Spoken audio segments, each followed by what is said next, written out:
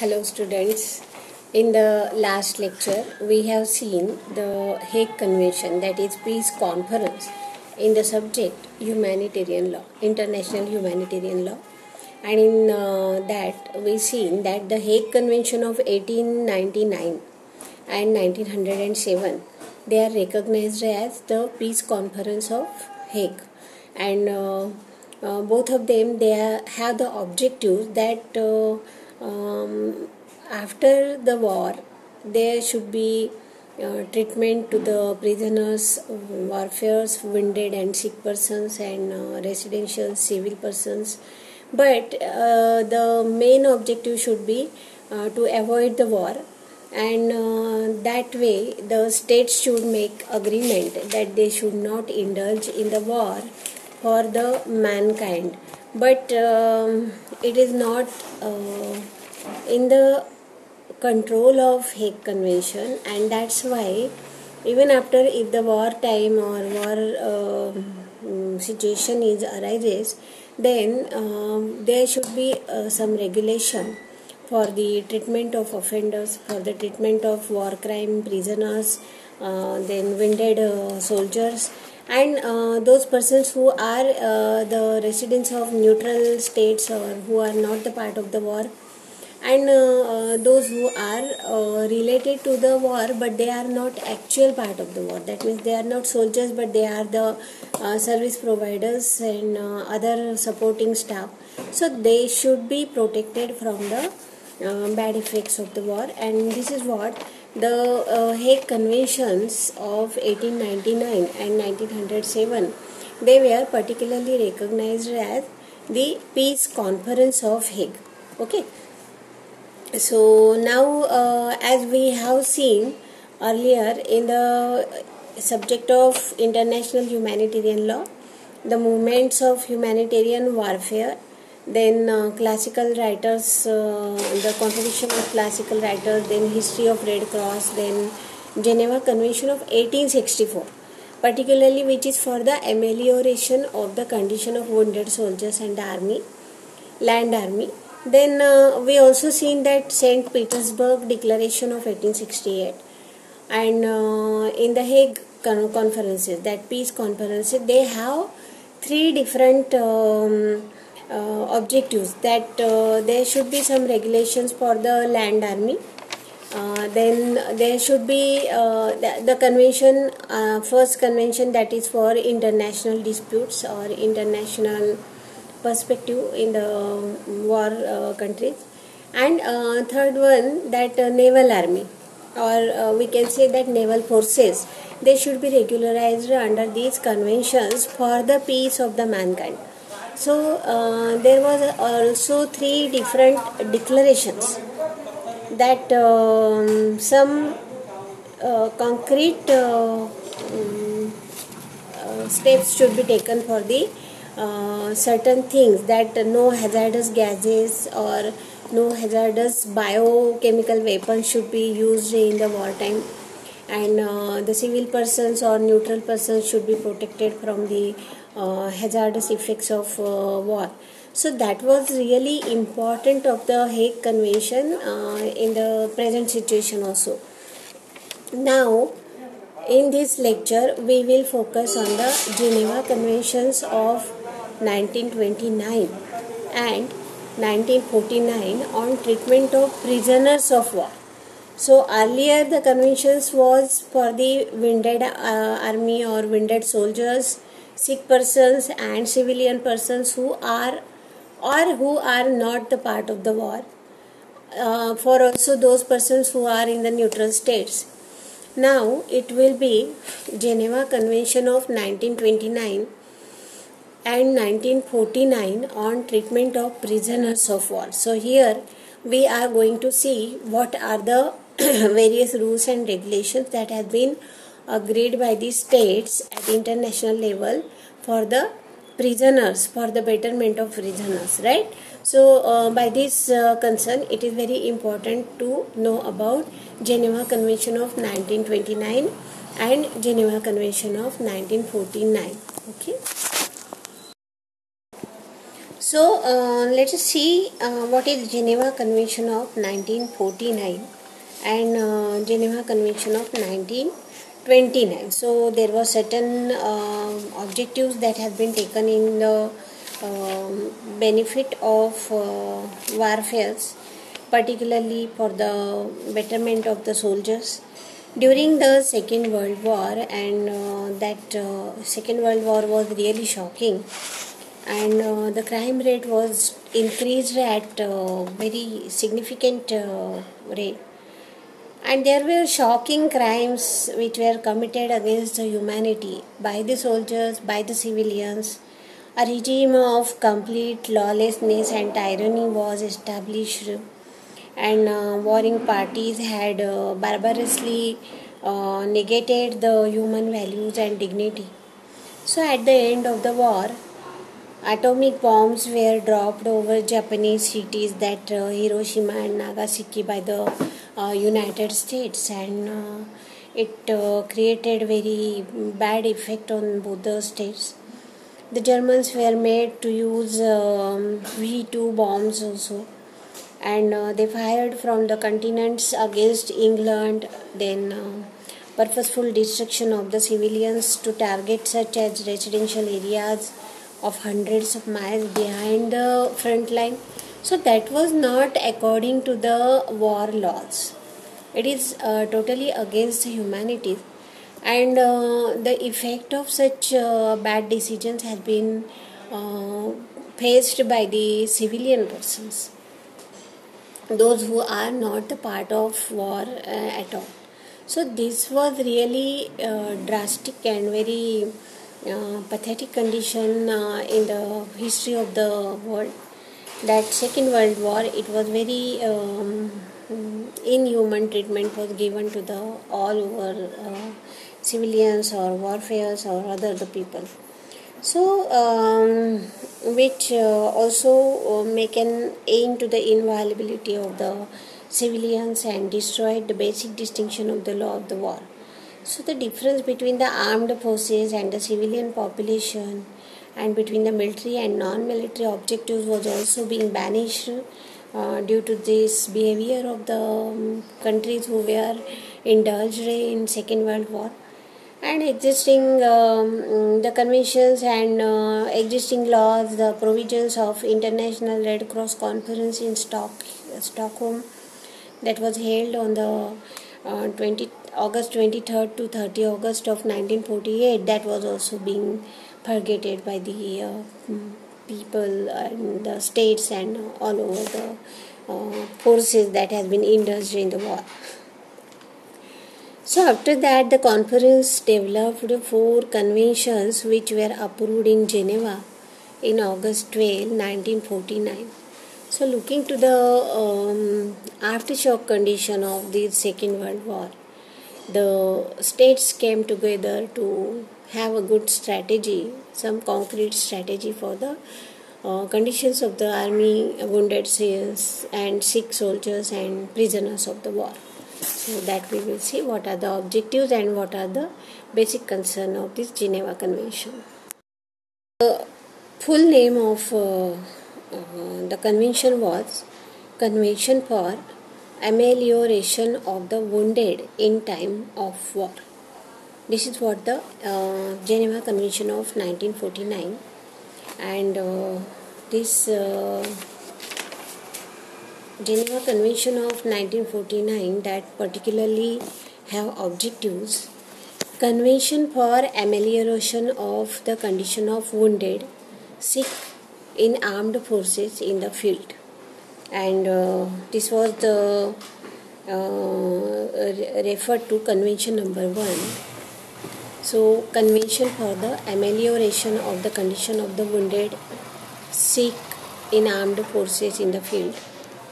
Second one was that second convention, Convention for Amelioration of the Condition of the Wounded, Sick and Shipwrecked. જે જહાજ હોય છે ને એને યુદ્ધમાં ભાંગી નાખે છે, ત્યારે એના પર જેટલા પણ સૈનિકો હશે અથવા શત્રુ રાષ્ટ્રના સૈનિકો હશે એમના માટે, of the armed forces at sea. Then convention relative to the treatment of the prisoners of war. ખાસ કરીને આપણે એ જોવાનું છે કે યુદ્ધ કૈદીઓ એમના માટે કયા પ્રકારના પગલાં લેવામાં આવ્યા છે. And convention relative to the protection of civilian persons in times of war.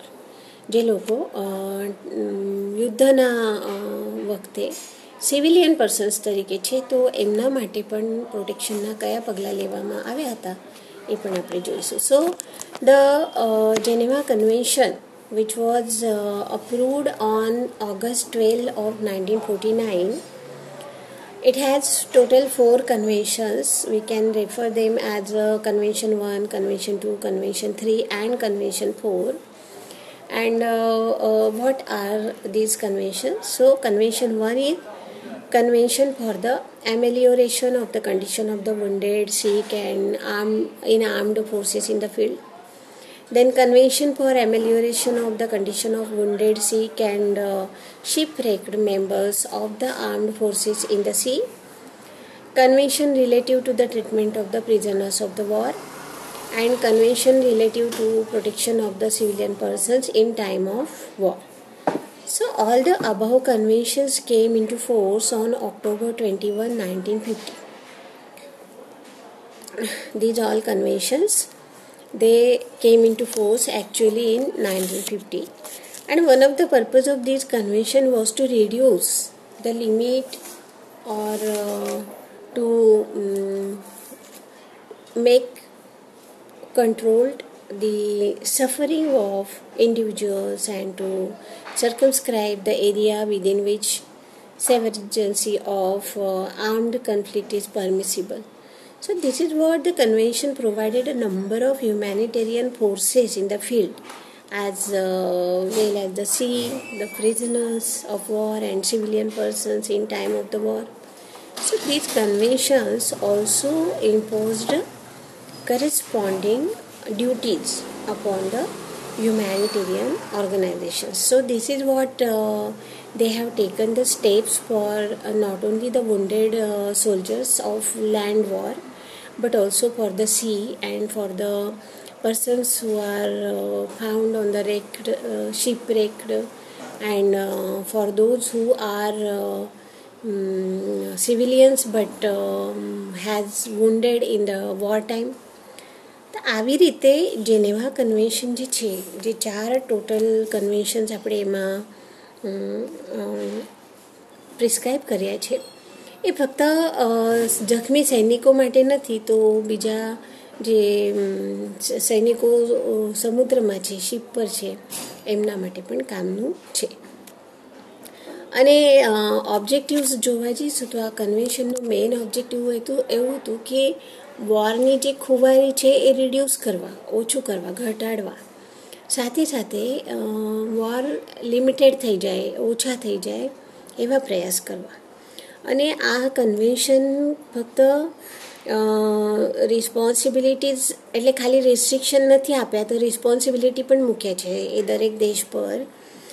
જે વોર ટાઈમના ભાગ છે એ દેશો પર એક જવાબદારી સોંપવામાં આવી છે કે એ પોતાની રીતે જે પોતાના પાવર્સ મળ્યા છે એનો ઉપયોગ વુન્ડેડ આર્મી, પ્રિઝનર્સ એમના માટે કરે અને ઓછામાં ઓછા યુદ્ધમાં નુકસાન થાય, બનતા સુધી યુદ્ધ જ ઓછા થાય અને એમાં પણ જો યુદ્ધ થઈ જાય તો એમાં નુકસાન ઓછું થાય અને ખાસ કરીને માનવતા જાળવી રાખી શકે.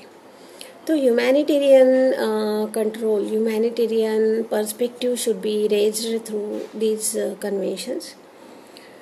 So the International Committee of the Red Cross and other humanitarian organizations, they also try to use their powers while making such regulations. The above conventions apply only to international armed conflicts, which also have been defined under Article 2 of all the 4 conventions as all the cases of declared war or any other armed conflict of the war and that may arise 2 or more of the high contracting parties even if the state of war is not recognized by any of them.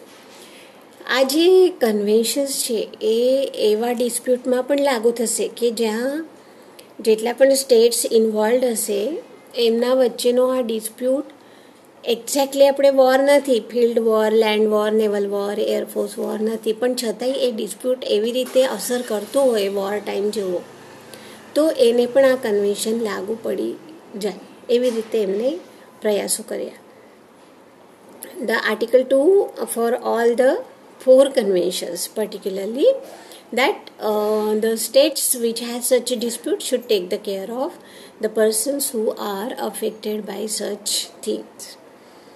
So now the above conventions apply only to international conventions, as all cases of declared war or any other armed conflict, which may be war or may not be war, recognized by any of them.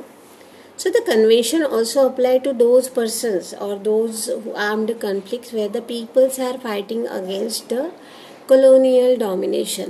જે situation આપણા દેશમાં પણ તે વખતે લાગુ પડતી હતી, કેમ કે આપણો ભારત તે વખતે ઇંગ્રજોના આધિપત્ય હેઠળ હતો. ઓફકોર્સ આપણે 15મી ઓગસ્ટે સ્વાતંત્ર્ય મળી ગયું, પણ છતાં સેકન્ડ વર્લ્ડ વોર ટાઈમમાં આપણે એઝ અ કોલોની હતા, બ્રિટિશર્સ કોલોનિયલ રૂલ ચાલતો હતો. ત્યારે colonial domination and alien occupation and against the racism, જે ઘણા દેશોમાં જે જાતપાત અને ધર્મ આધારિત ચાલતું હોય છે, રેશિયલ કમ્યુનલ વાયલન્સીસ, તો એનામાં પણ એ કન્વેન્શનના જે ઓર્ડિનન્સ છે, જેટલા પણ પ્રોવિઝન્સ છે એ લાગુ પાડી શકાય. સો this convention also apply to those where the armed conflicts where people are fighting against the colonial domination and alien occupation and against racist regimes in the exercise of their rights to self-determination, self-respect, self-determination, self-introduction. So all that things related to the persons or states which are under the other alien rules. So Hague Law, that is Peace Conference, and the Geneva Law, that is Geneva Conventions against the amelioration condition of the wounded and sick army.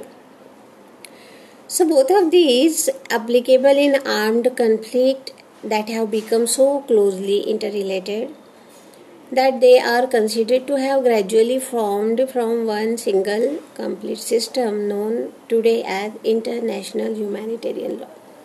And that's why the Hague Convention, which also recognized as peace conferences, and the Geneva Conventions. So they are multiples. They are not a single agreement or single convention. They all become the important part of the international humanitarian law. It was realized that the Geneva Convention of 1949, they are not sufficiently broad to scope to cover all the armed conflicts. So the United Nations Conference on Human Rights of 1968, held at Tehran, stated that the massive denial of human rights arising of aggression or armed conflict, with their tragic consequences and resulting in untold human misery, endanger reactions which could engulf the world in ever-growing hostilities. So this is what the Geneva Convention or the Hague Convention and their provisions that was found insufficient to tackle with the raging aggression from the armed conflicts. And that's why United Nations Organization on United Nations Conference on Human Rights that was held in 1968 at Tehran, the provisions for such human misery or endanger reactions or growing hostilities, some concrete steps are being taken by the United Nations Conference. So it was stressed that it is an obligation of the international community.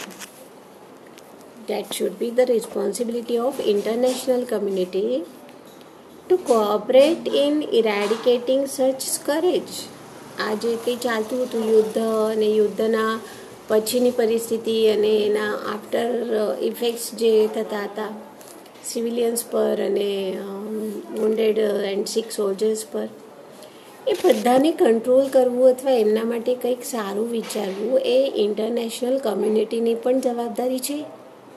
તો એના માટે કોઈ concrete એવી armed લેજિસ્લેશન્સની જરૂરિયાત છે, એવી સિસ્ટમની જરૂરિયાત છે કે જે બધા દેશો માટે ફરજિયાત હશે અને બધા દેશો એનો ઓબ્ઝર્વ કરે, પાલન કરે, તો જેથી કરીને યુદ્ધના ટાઈમમાં જે કન્ફ્લિક્ટ થતા હોય છે એ ઓછા થઈ જાય.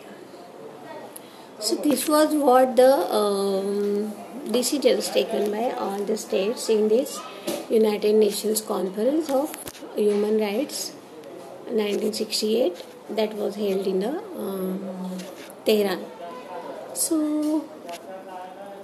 again, the resolution entitled Human Rights in Armed Conflicts. So that was the evolution of human rights in armed conflicts. Affirmed that even during the periods of internal armed conflicts, humanitarian principles must be prevail. એનો objective એવું કરવામાં આવ્યું કે war time હોય એનો મતલબ કોઈના માનવ અધિકારોનો ભંગ ના કરાય. Human rights should always prevail, એમનો આપણે જતન કરવું જ જોઈએ. And therefore it called the measures to ensure better protection of civilians, persons of wars and combatants in all armed conflicts. તો આ રીતે જે 1968માં યુનાઇટેડ નેશન્સની કોન્ફરન્સ તેહરાનમાં થઈ એને આપણે યુદ્ધમાં સારા એવા પ્રોવિઝન્સની જરૂરિયાત પૂરી પાડી છે. સો ઓબ્જેક્ટિવ્સ જોઈશું આપણે એના કે ઓબ્જેક્ટિવ્સમાં શું હતું, પર્ટિક્યુલરલી કયા પ્રકારના ઓબ્જેક્ટિવ્સ લેવામાં આવ્યા અને કેવી રીતે એ કોન્ફરન્સ હ્યુમેનિટેરિયન લોમાં ઇમ્પોર્ટન્ટ છે. General assembly recognized the necessity of application of basic humanitarian law principles in all armed conflicts and to take the note of Tehran conference. Tehran conferences invited the Secretary General to study the steps which could be taken to secure better application of existing humanitarian international conventions and rules in armed conflicts. Then the need of additional conventions or other legal instruments to ensure the better protection of civilians, prisoners and combatants. And the Secretary General submitted its reports in 1969 and 1970 on human rights in armed conflicts. So that was very good work that has been done by the international community for the humanitarian law.